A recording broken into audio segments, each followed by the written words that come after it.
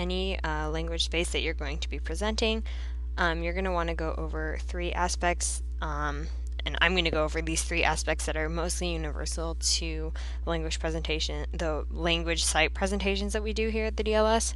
So these are going to be the announcements and overview page, as well as the tutoring sign up and the resources page. So first off is the overview. This is going to be the first site that you will be kind of showing to everyone. So once you get to that site, you'll be like, hey, here's the fun graphic that we have for my French space, and here on the right you'll be able to see all of the recent announcements that we have, not only from the French department but from other language spaces as well, and the Global Cultural Studies department, just so that you're kept up to date with all of the cultural and language based events that are happening around campus. Like for example, we're on my French space right now, but we have received an announcement for Fiesta Latina that's happening this week. So we just have that connectedness between all of the spaces and all of our language departments.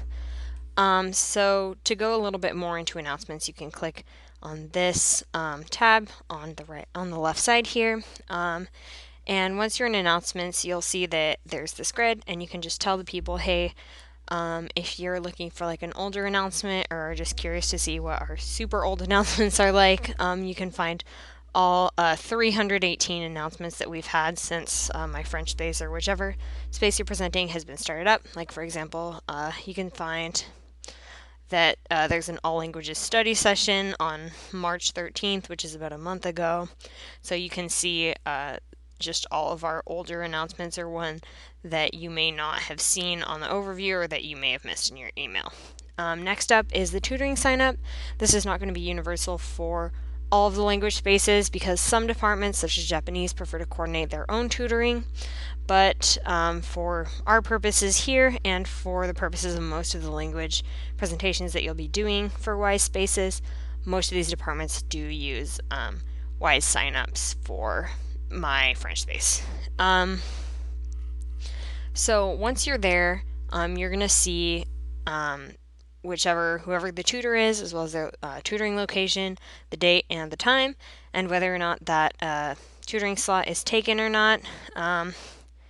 But you'll be able to see, just tell them, you'll be able to click on that French tutoring, you'll see a little blurb that the tutors have written so that you can get to know them a little better before you work with them.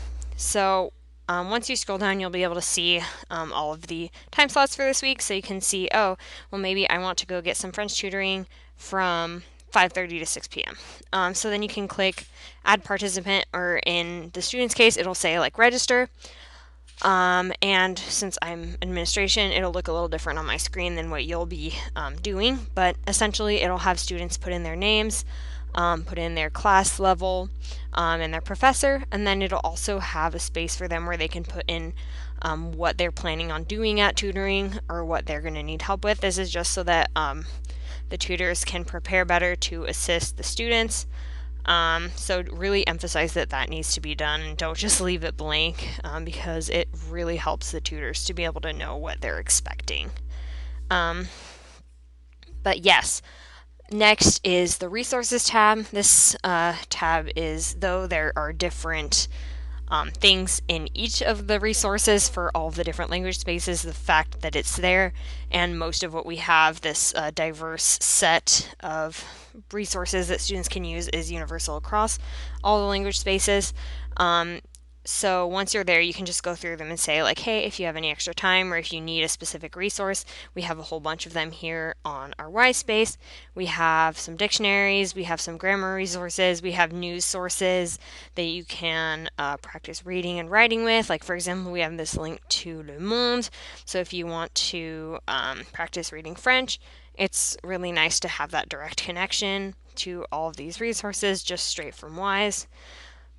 So just make sure that like the students know that all of these resources are available to them, and that they're not just rotting away in the WISE site.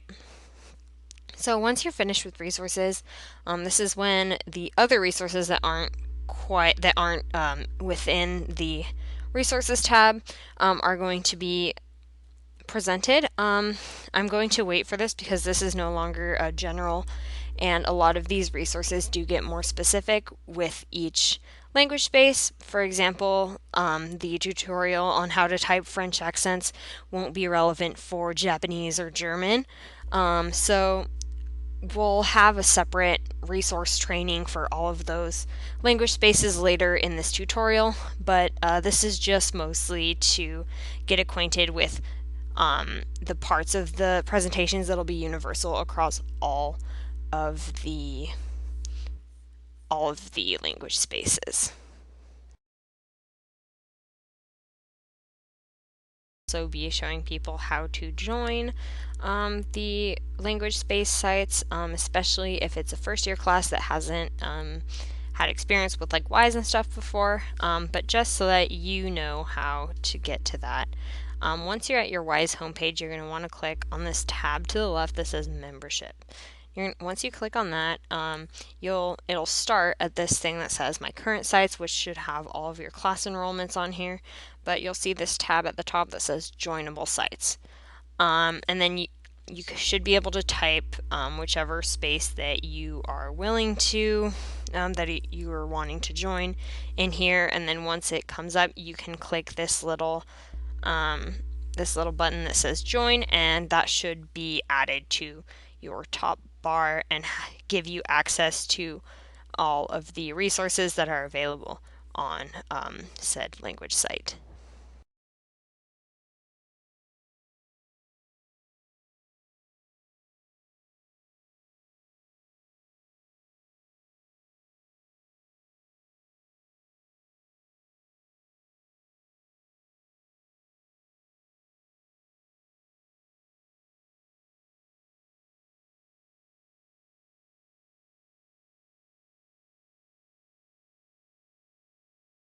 Hello everyone, and welcome back to the DLS staff tutorial series, and today I'm going to be showing you all how to work the projector when you're preparing for a class visit.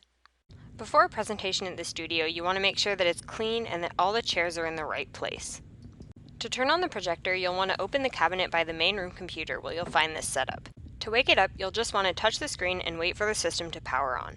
Once the system is fully powered up, it should look something like this. You'll notice that in the top right-hand corner, the computer button is the one selected. This means that whatever is showing on the room computer, the one closest to the cabinet, will be reflected on the projector. As for the audio, you shouldn't have to worry about that as it is automatic with the room computer setting. If you want to change your input to a laptop plugin, then you'll want to click the laptop and aux button here, and then click the laptop button on the right. To connect your laptop to the system, you'll want to use this long HDMI cable with its attached dongle. First, plug in the USB-C cable for a video, and then wrap the aux around for audio. Don't forget both steps or else it's not going to work. This is what the final setup should look like. From there, you should get the same result as with the room computer setting. The third and last setting on our system is the Blu-ray player, which you can see right down there is this big gray box. Can't miss it. The buttons on here double as a remote control. The master volume, as well as the video and audio mute, are available no matter what the system is hooked up to. When you're done, just hit the system shutdown and then confirm, and it should power down by itself.